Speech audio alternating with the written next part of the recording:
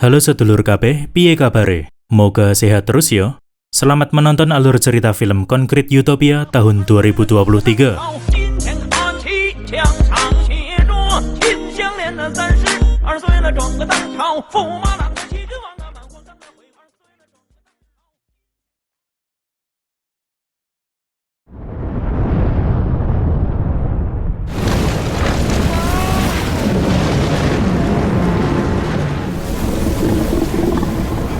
Korea Selatan baru saja dilanda gempa bumi berskala besar, bahkan tercatat sebagai salah satu bencana paling mengerikan sepanjang sejarah.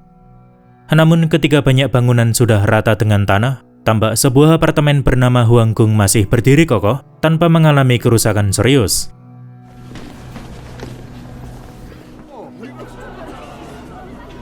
Walaupun berhasil selamat dari musibah itu, para penghuni apartemen tetap dirundung kecemasan, mengingat mereka harus bertahan hidup bermodalkan makanan, minuman, serta perlengkapan serba pas-pasan, sambil harap-harap cemas menantikan bantuan dari pemerintah. Kemudian cerita berfokus pada penghuni apartemen nomor 602, yaitu pasangan suami istri bernama Min Sung serta Myung Hwa. Lalu diceritakan bahwa saat gempa bumi terjadi, Min Sung tengah dalam perjalanan menggunakan mobil, dan melihat secara langsung momen paling mengerikan dalam hidupnya. Namun beruntunglah ia masih bisa selamat tanpa mengalami luka-luka serius. Dikarenakan musim dingin sedang melanda Korea Selatan, maka banyak orang-orang dari luar sana memutuskan masuk ke apartemen Hwanggung agar tidak mati kedinginan. Nah, disinilah tiba-tiba pintu apartemen Min Sung diketuk oleh seorang ibu bersama putrinya yang memohon diizinkan menginap sementara waktu. Ya, walaupun Min Sung sempat menolak, tetapi Myung Hwa malah memperbolehkan mereka masuk, sekaligus memperbolehkan memakai fasilitas-fasilitas di apartemennya. Merepotkan? Ya, sudah pasti. Apalagi mau tidak mau Min Sung harus berbagi makanan dan minuman kedua pendatang itu, padahal stok ransum miliknya cukup terbatas. Seiring berjalan waktu, masalah demi masalah mulai bermunculan di apartemen. Di antaranya seperti perselisihan antar penghuni, pencurian, perampokan, dan lain-lain. Bahkan di suatu hari, satu unit apartemen mengalami kebakaran serius, di mana ketika para penghuni merasa panik sampai kebingungan harus berbuat apa, untunglah muncul seorang pria pemberani yang berusaha memadamkan api menggunakan apar. Selepas kejadian mengerikan itu, si pria pemberani yang belakangan diketahui bernama Yongtak menerima ucapan terima kasih dari Nona Kim selaku ketua asosiasi perempuan di apartemen Hwanggung. Lalu dengan rendah hati Yongtak menjawab kalau dirinya cuma tidak ingin kebakaran merembet kemana-mana hingga menimbulkan korban jiwa. Mengetahui ada banyak pendatang dari luar sana yang sekarang numpang tinggal di apartemen Hwanggung, lantas para penghuni mengadakan rapat untuk mencari jalan keluar bersama. 외부인들 거치 문제에 대한 회의를 시작할까요? Di mana setelah mempertimbangkan beberapa hal, sebagian penghuni berniat mengusir pendatang-pendatang itu karena dianggap sebagai beban dan sudah pasti ikut menyumbang berbagai macam masalah. 저는 싹 다 내보냈으면 좋겠어요. Sedangkan sebagian lain tidak setuju terhadap rencana pengusiran sebab dinilai tidak manusiawi. 내보낸다는 거지. 그냥 나가 죽으라는 얘기잖아요. 이 날씨에. Perbedaan pendapat ini pun memicu adu mulut. 뭔 개소리야, 개새끼야. Sampai akhirnya, Min Sung menyarankan pemungutan suara untuk memilih seorang ketua delegasi yang diharapkan mampu mengambil keputusan di kondisi sulit seperti sekarang. Mendengar saran itu, seseorang lanjut menimpali dengan mengusulkan penghuni terlama menjadi ketua. 연륜과 경험이 있는 분이 하시면 좀 어떨까요? Karena dijamin paling berpengalaman, namun kenyataannya, penghuni terlama sudah terlalu tua. Berdasarkan kejadian belakangan ini, Nona Kim pun mengusulkan nama Yongtak, mengingat Yongtak telah menunjukkan sikap tegas dan berani saat memadamkan kebakaran sebelumnya yang dinilai cocok sebagai pemimpin. Dan tanpa ada sanggahan sedikit pun, semua penghuni setuju. Setelah terpilih menjadi ketua delegasi, Yongtak hendak mengadakan voting menggunakan batu berwarna putih serta hitam, di mana warna putih mewakili orang-orang yang setuju mengusir para pendatang, sedangkan warna hitam sebaliknya. Kemudian satu persatu penghuni mulai menentukan pilihan masing-masing. Dan singkat cerita tampak perolehan warna putih lebih dominan, menyatakan ada lebih banyak orang sepakat melakukan pengusiran. Walaupun sudah menjadi kesepakatan bersama, Myung Hwa masih merasa keberatan jika harus mengusir dua pendatang di apartemennya. Sementara Min Sung sendiri merasa cukup menyesal, sebab ternyata ia telah memilih batu berwarna putih. Apalagi kini Min Sung kembali teringat detik-detik gempa bumi terjadi, yaitu tak kalah gagal menyelamatkan seorang wanita yang berada di ambang kematian. Membuat dirinya berpikir tidak pernah berguna bagi orang lain. Keesokan harinya sebelum menjalankan tugas, Yong-tak sempat merawat sang ibu yang terbaring lemah tak berdaya akibat penyakit stroke. Lalu tak berselang lama terdengar suara teriakan Nona Kim. Beliau menyuruh semua pendatang berkumpul di halaman depan dengan alasan hendak dipindahkan ke bangunan kosong lain sebagai tempat tinggal. Di saat bersamaan, Myung-hwa pun harus merelakan kepergian dua pendatang di apartemennya sambil memendam perasaan bersalah. Karena sebenarnya ia tahu kalau mereka akan diusir, bukan dicarikan tempat tinggal baru. Tetapi ketika semua pendatang sudah berkumpul sesuai arahan, kini mereka malah melihat beberapa penghuni keluar sambil membawa senjata tumpul, seperti bersiap-siap menghadapi bentrokan besar. Tampil sebagai ketua delegasi yang akan menyampaikan keputusan para penghuni, seketika Yong-tak langsung menjadi pusat perhatian. Namun baru saja ingin memberikan sambutan,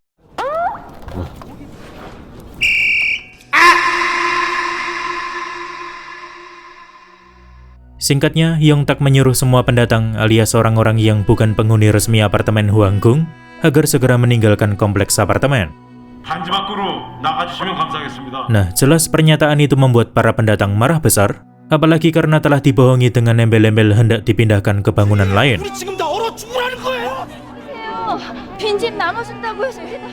Alhasil, bentrokan pun tak dapat terhindarkan, di mana para pendatang memaksa masuk ke apartemen dengan menabrak barikade pertahanan penghuni. Ya, walaupun sempat kewalahan sampai-sampai terdorong ke dalam,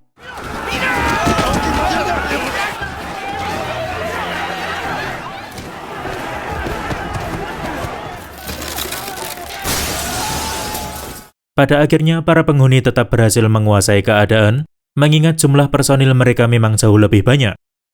Kemudian, saat situasi berangsur-angsur kondusif, tanpa disangka-sangka, seseorang memukul kepala Yong-tak menggunakan besi tumpul, hingga membuat darahnya mengalir deras.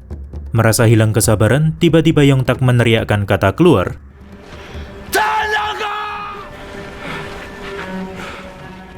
yang ternyata merupakan kode bagi para penghuni di atas sana untuk melemparkan pot tanaman ke arah para pendatang.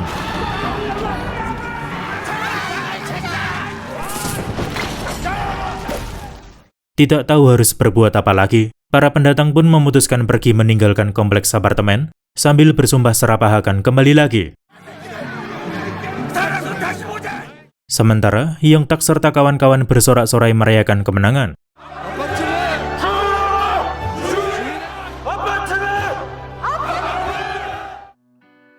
Demi mencapai kesejahteraan bersama, sekaligus menghindari hal-hal tidak diinginkan terulang kembali, lantas para penghuni membentuk beberapa tim dengan jenis pekerjaan berbeda-beda. Di antaranya seperti tim anti kejahatan yang kebetulan dipimpin oleh Min Sung, memiliki tanggung jawab penuh dalam mengantisipasi segala bentuk kejahatan, baik dari internal maupun eksternal. Kemudian ada tim ransum, mereka bertugas mencari persediaan makanan dan minuman dari manapun itu, entah meluting di swalayan terdekat, truk pengangkut Indomerit, serta masih banyak lagi, di mana hasil lootingan akan dikumpulkan di suatu tempat untuk nantinya dibagikan ke semua penghuni apartemen secara berkala. Lalu ada tim pemeliharaan yang bertugas melakukan perbaikan terhadap listrik maupun pemanas, mengingat musim dingin tengah melanda Korea Selatan, jadi keberadaan alat pemanas sangatlah dibutuhkan. Terakhir ialah tim medis, yang sudah pasti bertugas merawat setiap orang sakit serta terluka. Tidak kalah penting, mereka juga harus mensosialisasikan tata cara pembuangan limbah, di mana para penghuni diminta memasukkan kotorannya ke dalam kantong kresek untuk nantinya dibuang ke lubang besar yang berada tak jauh dari apartemen. Dengan demikian, diharapkan mereka dapat bertahan hidup di tengah ketidakpastian ini.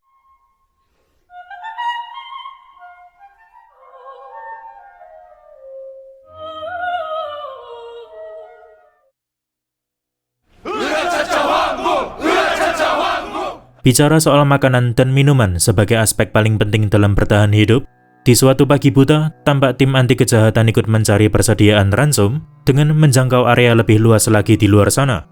Sebagai ketua delegasi, Hyung Tak pun mengambil alih komando dalam misi ini dikarenakan Min Sung sendiri masih buta map. Sementara para penghuni lain akan tetap di apartemen sambil harap-harap cemas menantikan kepulangan tim anti kejahatan. Mengingat mereka tidak pernah tahu betul bagaimana kondisi di luar sana dan ancaman apa saja yang akan dihadapi. Namun baru saja berjalan beberapa meter, Min Sung serta kawan-kawan dibuat kaget bukan main, tak kala melihat ada banyak mayat bergeletakan di jalanan.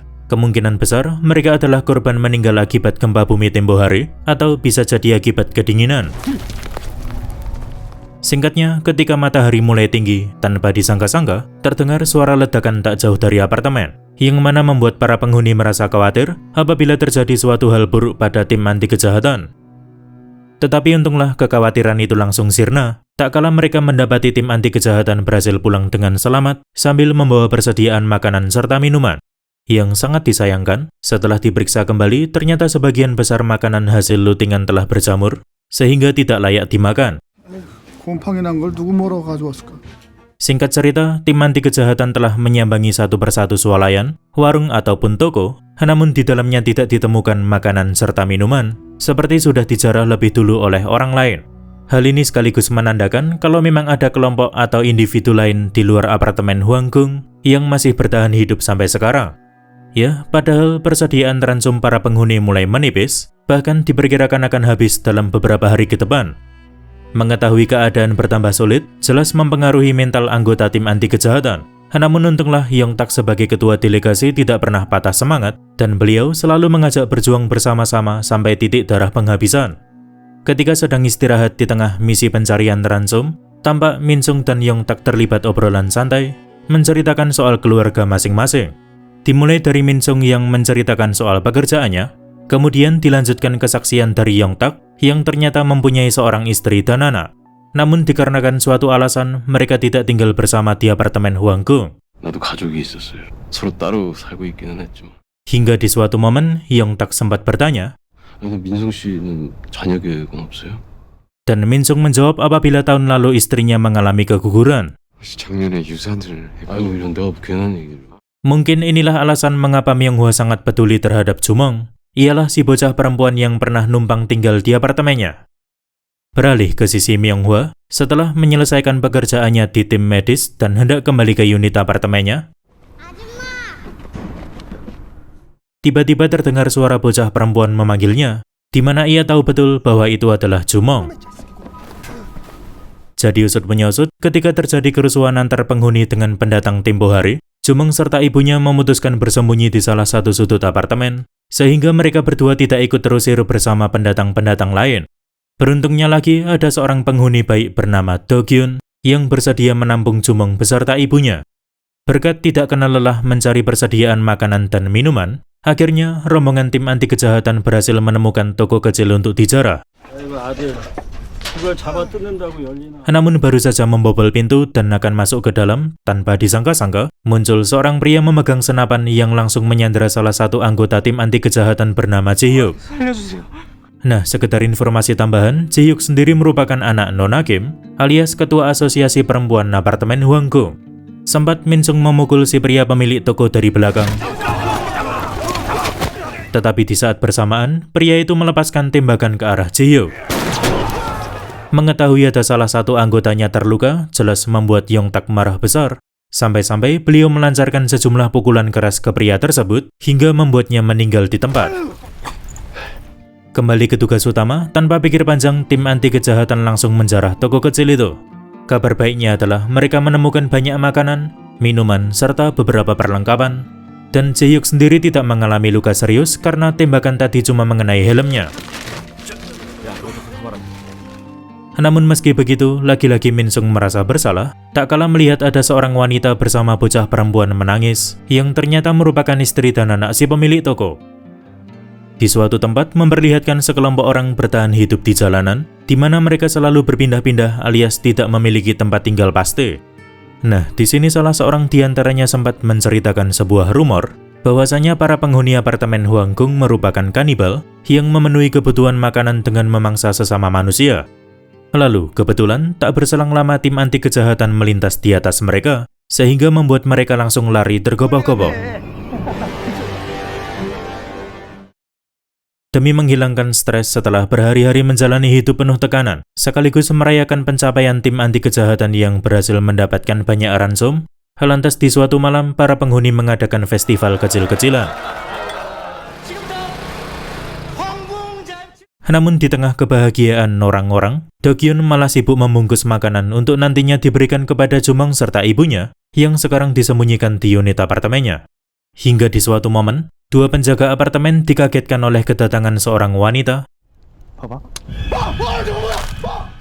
Dan belakangan barulah diketahui kalau wanita itu bernama Hyewon. Doi juga merupakan penghuni apartemen Hwanggung, lebih tepatnya nomor 903. Jadi usut punya usut, beberapa hari lalu Hyewon sempat melarikan diri dari apartemen karena merasa muak dengan anggota keluarganya yang selalu membuat masalah.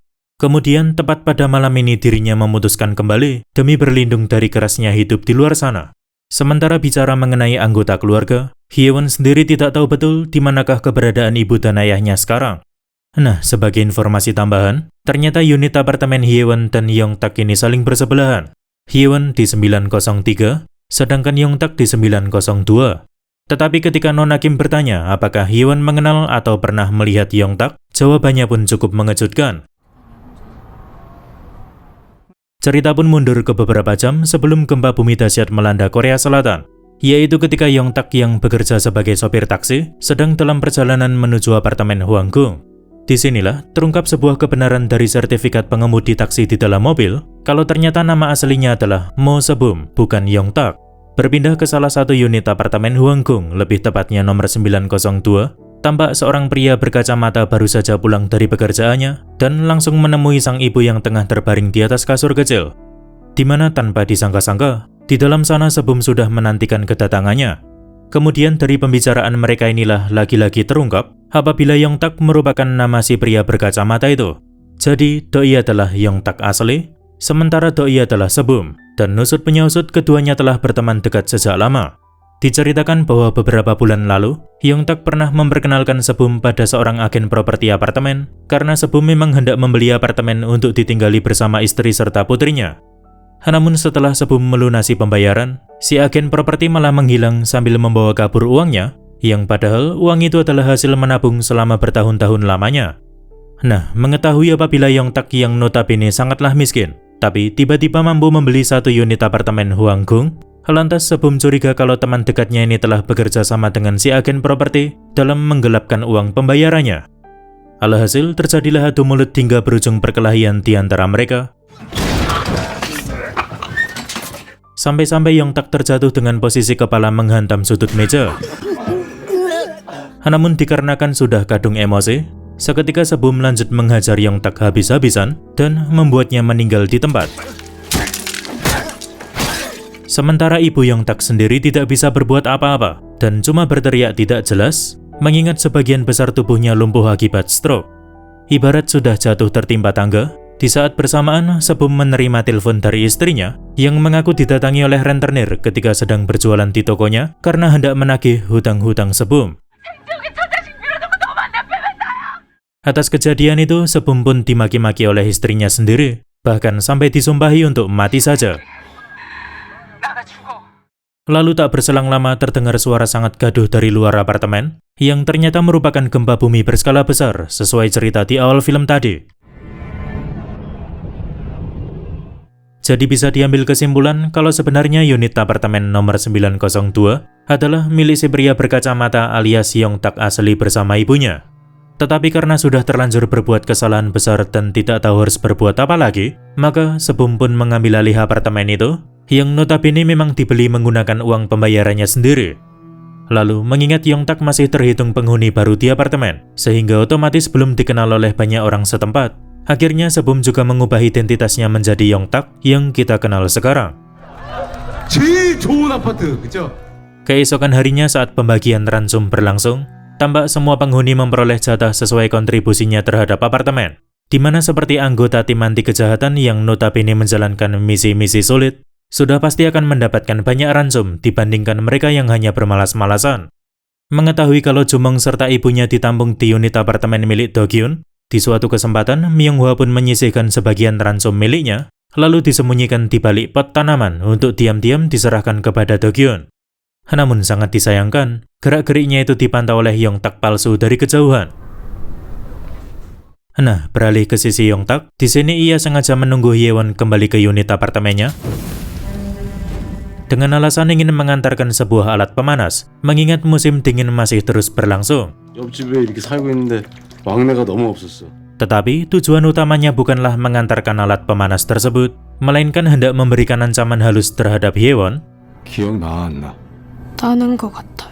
yaitu dengan memaksa agar Hyewon mau mengakuinya sebagai tetangga apabila tidak mau hal buruk terjadi. Ya, Yongtak terpaksa melakukan semua ini karena tidak mau rahasia besarnya terbongkar dan diketahui oleh penghuni-penghuni lain. Kemudian berpindah ke ruangan tim medis, tampak Myung-hwa sedang mengobati luka Hyewon sambil sedikit cerita ngalor ngidul. Namun di saat bersamaan, Hyewon malah menerima omongan julid dari ibu-ibu di sana mengenai kondisi keluarganya yang dibilang hancur berantakan. Walaupun sudah berusaha keras menahan diri, kenyataannya ibu-ibu itu terus mengucapkan kalimat tak mengenakan. Sampai akhirnya Hyewon memutuskan pergi sambil meluapkan amarahnya. Melihat kejadian itu, lantas Myung-hwa bergegas mengejar Hyewon untuk menenangkannya. Dan sontak Hyewon mengatakan kalau dirinya sangatlah sial karena baru saja pulang ke apartemen tapi sudah mendapatkan ancaman dari Yongtak sekaligus dijuliti oleh ibu-ibu setempat. Tetapi belum sempat Myung-hwa bertanya-tanya lebih lanjut, tiba-tiba terdengar teriakan heboh dari orang-orang di bawah sana.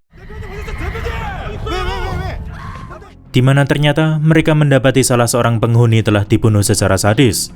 Sementara di tembok tempat bersandar mayatnya tertulis sebuah kalimat yang menyatakan bahwa para penghuni apartemen akan mati lebih awal. Tanpa perlu didiskusikan lagi, semua penghuni sudah tahu betul apabila tindakan keji ini merupakan balas dendam dari para pendatang yang sebelumnya pernah diusir dari sana.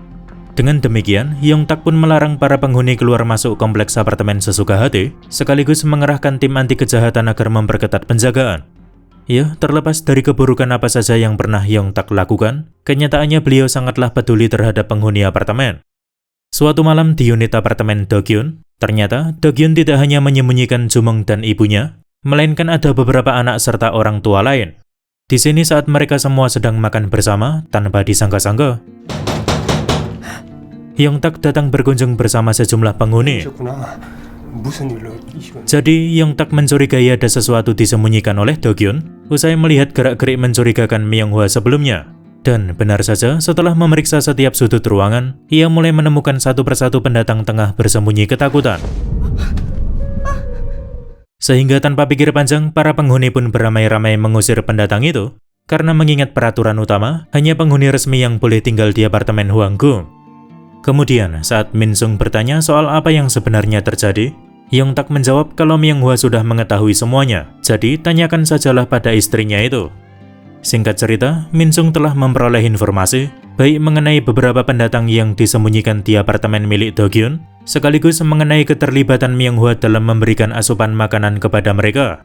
Sehingga bisa dibilang, Myung-hwa sama bersalahnya dengan Do-kyun.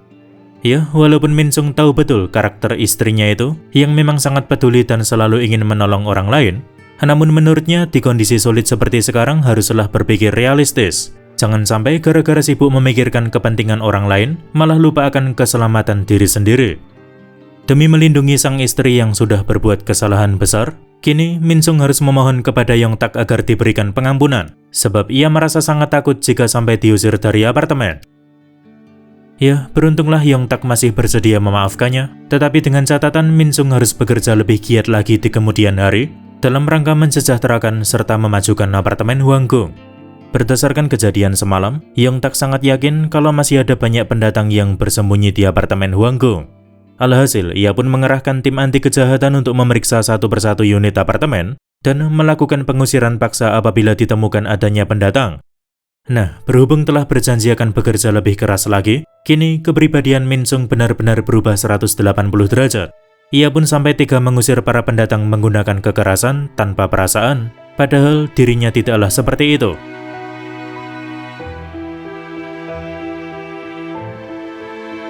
Bicara soal hukuman, Yongtak tidak akan mengusir para penghuni yang telah ketahuan menyembunyikan pendatang di unit apartemennya.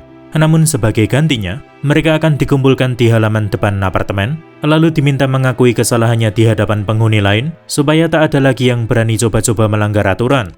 Namun ketika hukuman tengah berlangsung,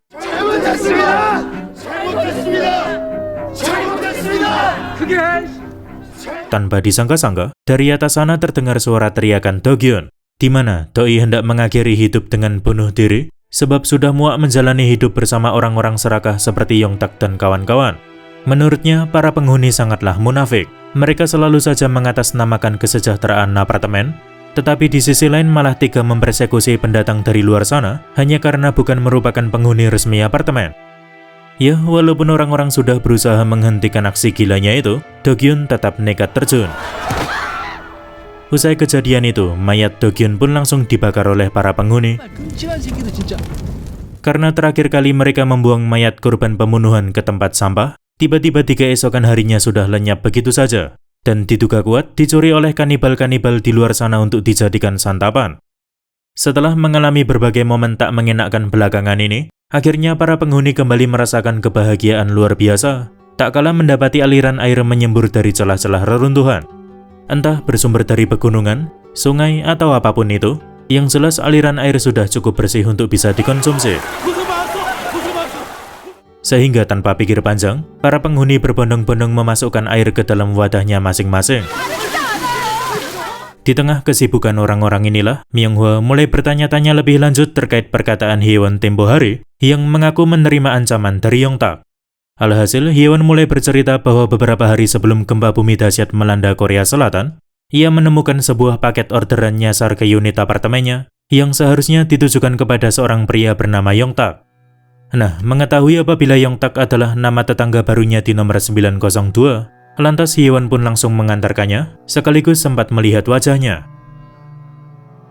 Namun entah mengapa, ketika Hye-won kembali ke apartemen Hwanggung setelah terjadinya gempa bumi dahsyat, ada orang tak dikenal mengaku-ngaku sebagai Yongtak pemilik apartemen nomor 902, padahal beliau bukanlah Yongtak sesungguhnya. Tetapi di tengah pembicaraan serius ini, tampak Yongtak palsu sedang memperhatikan mereka dari kejauhan, dan ia pun sadar posisinya dalam bahaya. Tetapi belum sempat mencari solusi apabila sewaktu-waktu rahasianya terbongkar, Yongtak serta tim anti kejahatan harus kembali menjalankan misi pencarian ransum, mengingat persediaan sudah mulai menipis. Ya, walaupun masih sama dengan misi-misi sebelumnya, namun kini tantangannya bertambah besar, mengingat mereka harus menjangkau area lebih luas lagi untuk mencari spot meluting makanan. Singkat cerita, akhirnya mereka menemukan reruntuhan bangunan Pujasera, yang kemungkinan besar terdapat banyak makanan di dalamnya.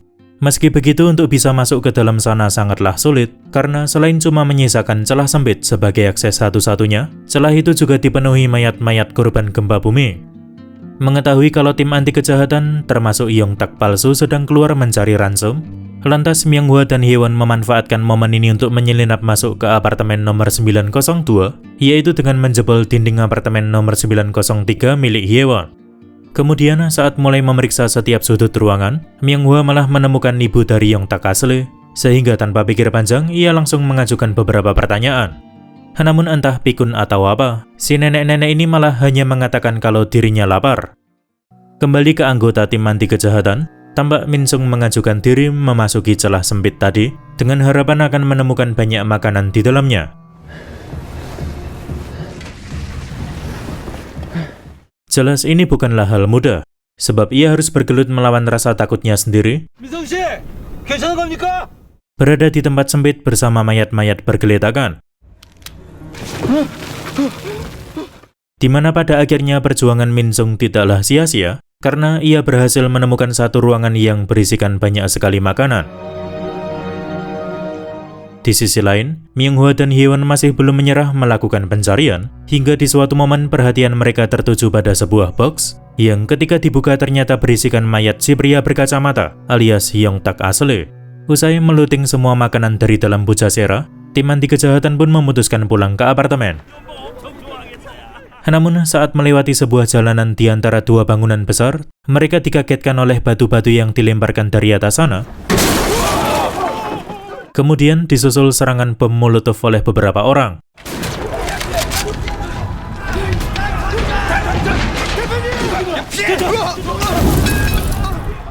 Nah, kemungkinan besar, kelompok penyerang ini adalah para pendatang yang pernah diusir dari apartemen Hwanggung tempo hari dan hendak melakukan balas dendam. Beruntunglah Yongtak masih membawa senapan milik bapak-bapak di toko kecil sebelumnya, sehingga ia mampu memberikan perlawanan sengit, sekaligus memberikan kesempatan bagi anggota tim anti kejahatan melarikan diri dari sana. Selain harus mengikhlaskan hasil lootingan di Bujasera, mereka juga harus menerima kenyataan pahit bahwa banyak dari anggota tim anti kejahatan mengalami luka-luka berat, bahkan sampai meninggal dunia. Alhasil bukannya membawakan kabar baik bagi para penghuni apartemen, kini tim anti kejahatan malah membawakan kabar duka. Banyak dari mereka menangisi kematian anggota keluarganya, tak terkecuali Nona Kim yang menangisi kematian Ji-hyuk anaknya. Nah, masih di tengah suasana duka ini, Yong-tak menyuruh semua penghuni agar bersiap-siap karena para pendatang yang pernah mereka usir akan datang lagi untuk melancarkan balas dendam.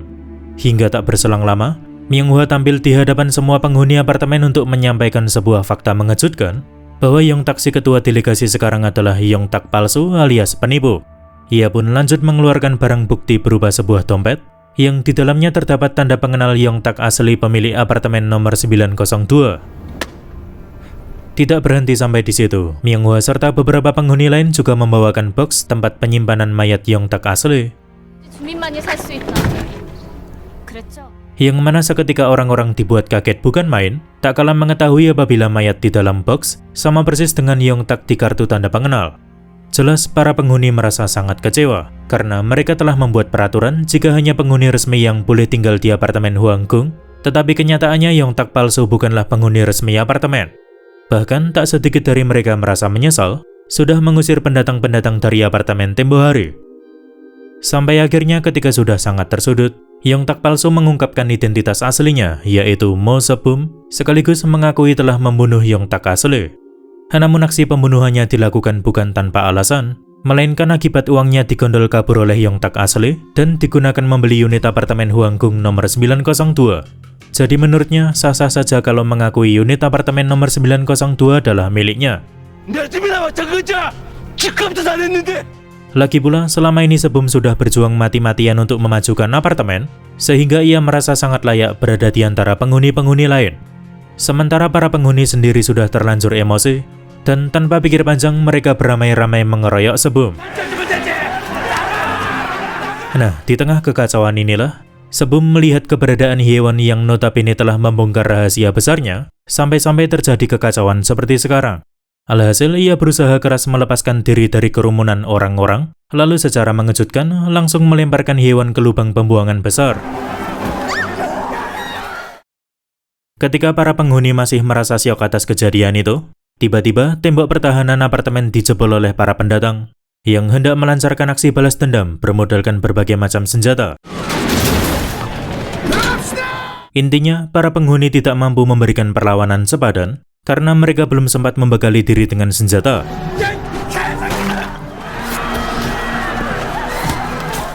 Tak kala keadaan semakin tak terkendali, di sini Min Sung dan Myung-hwa memilih melarikan diri dengan mengendap-endap memasuki salah satu unit apartemen untuk bersembunyi. Tetapi sangat disayangkan dua orang pendatang mengetahui keberadaan mereka, yang tanpa babi bu langsung menusuk dada Min Sung menggunakan pisau. Namun demi melindungi Myung-hwa, Min Sung seakan-akan mengabaikan rasa sakitnya dan terus melakukan perlawanan hingga membuat salah seorang pendatang meninggal. Kemudian tanpa pikir panjang, ia mengajak Myung-hwa segera pergi dari apartemen. Sementara kondisi di pintu depan apartemen tak kalah menegangkan, apalagi ketika salah seorang pendatang melemparkan bom rakitan yang membuat sebagian besar pendatang ataupun penghuni sekarat di tempat. Tak berselang lama, awan gelap mulai menutupi langit, lalu turunlah hujan deras yang mengguyur apartemen Hwanggung. Di saat bersamaan, Se-bum berjalan tertatih-tatih menuju apartemen nomor 902 sebagai satu-satunya tempat untuk kembali pulang, karena ia sadar tidak akan bertahan hidup lebih lama lagi. Kemudian diperlihatkan sebuah flashback, yaitu tepat usai gempa bumi dahsyat terjadi, ternyata Se-bum sempat berkeliling ke area sekitar tempat kerja istrinya, dan alangkah kagetnya, tak kala ia mendapati kenyataan bahwa istri serta anaknya sudah meninggal. Nah, sekaranglah giliran Se-bum menyusul mereka berdua. Sementara di sisi lain, tampak Min Sung dan Myung-hwa berhasil selamat dari amukan pendatang tanpa mengetahui bagaimana kondisi penghuni-penghuni lain. Lalu, keduanya cuma bisa berjalan lontang-lantung tak jelas, sebab mengharapkan bantuan dari orang lain pun rasanya sangat mustahil.